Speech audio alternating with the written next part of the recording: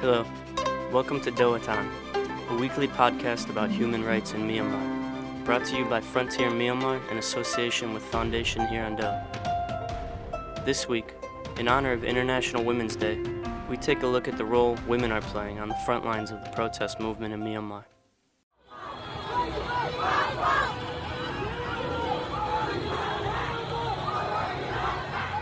အခုချိန်นี้ပေါ့အဆက်အသွယ်ရမရဘူးမရတော့ကိုယ်လည်းစိတ်ပူတယ်ဘာလို့လဲဆိုတော့ကျမရတိတ်ကောင်းတာကြောက်ကဖြစ်သွားတာ We have not been able to contact her since her arrest. I'm worried about her well-being because she has started to suffer from kidney problems recently and has missed her hospital appointment. We have been sending essential items for her since March 4. Authorities said they would inform us if she is not here at insane prison. They have not yet called us back. It has been 7 days since her arrest. We are worried about her because she is a woman. There are also reports of sexual harassment in prison. That's Ma Tira. Her 20-year-old sister was arrested while protesting against the military regime. She was detained in Yangon's North Okalapa Township on March 3rd and hasn't been seen since. Ma Tira has been sending food and essential items for her sister every day to insane prison.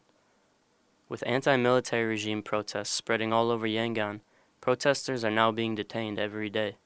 When relatives can't find their loved ones at local police stations, they go to insane prison. Lawyers sit outside the prison every day, offering free help to protesters and their families. They say they've seen girls as young as 14 being held there.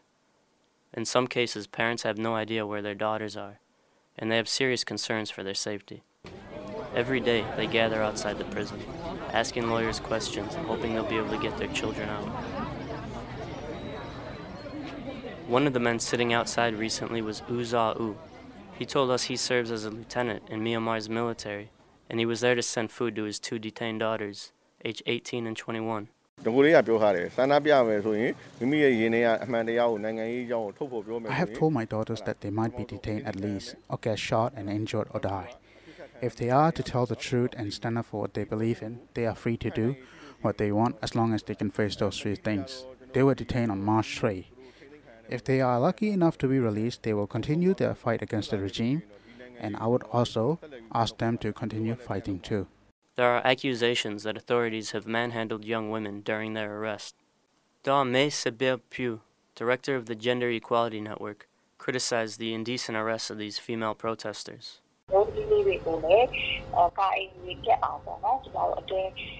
Girls were forcibly arrested in such a way that their clothing was lifted up and laundry exposed, and there is considerable visual evidence of policewomen slapping the detained female protesters.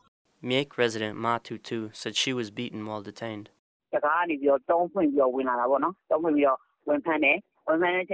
One group of police and soldiers came in from the front door, and another group came in from the back door to arrest us. As they came in through the front door, we ran to the back door. The second group that came in through the back door fired rubber bullets to us. A girl was hit 4 times, twice on her neck and twice on the cloth. They asked us to sit down. As the girls were at a loss out of fear, a soldier pushed a girl and hit her with a rifle butt. The 15-year-old girl had her head split open. Then a soldier smashed a cell phone off a girl as the phone rang that time. And he also kicked her with a military boot. And police also kicked the sitting girls. Ma Tutu was released after signing an agreement with the police that she would not participate in future protests. But she told us she would continue to join anti-military regime protests anyway. There have been reports on social media that girls being held in Myanmar prisons have been sexually harassed, though lawyers and others who have been released say they haven't heard of such incidents. Doh Athan has not been able to confirm these reports independently. What is undeniable is security forces' brutality and lethality when it comes to detaining protesters, including women. This has not deterred young women like Ma Papa from taking to the streets.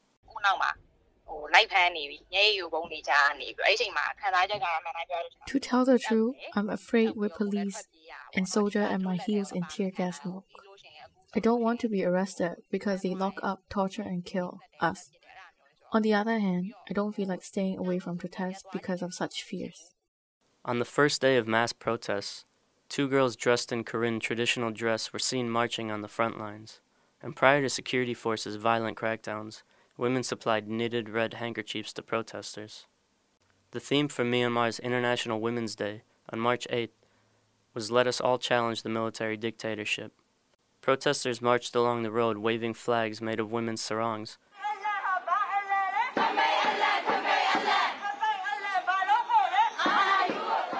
which they had previously used, along with women's undergarments and hygienic pads, to ward off security forces.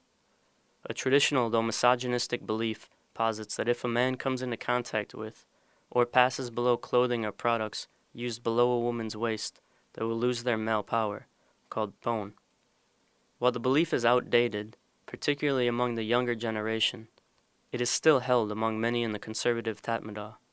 During this spring revolution, male protesters have also worn women's sarongs.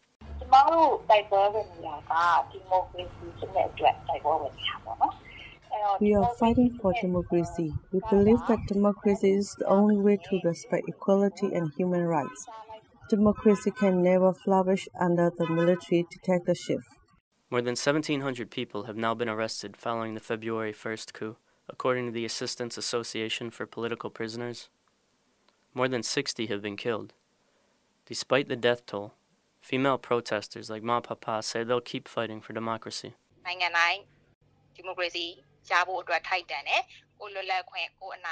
Every country deserves democracy. If you work hard for your freedom and your future, you will get back what you work for. Everyone deserves democracy. A country with a military dictatorship has never prospered. They will enslave and kill all the people. I strongly object to the military dictator being beaten and tortured. The military dictator should never be in any country, in any nation, not in one's own country. There is no need to fear that. We will have to fight until we have a federal democratic system.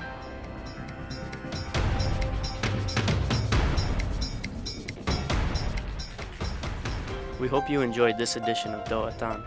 You can listen to our podcast not only on Frontier Myanmar's website and Facebook page, but also on Doh Athan's Facebook, SoundCloud, or YouTube page, or you can find it on iTunes.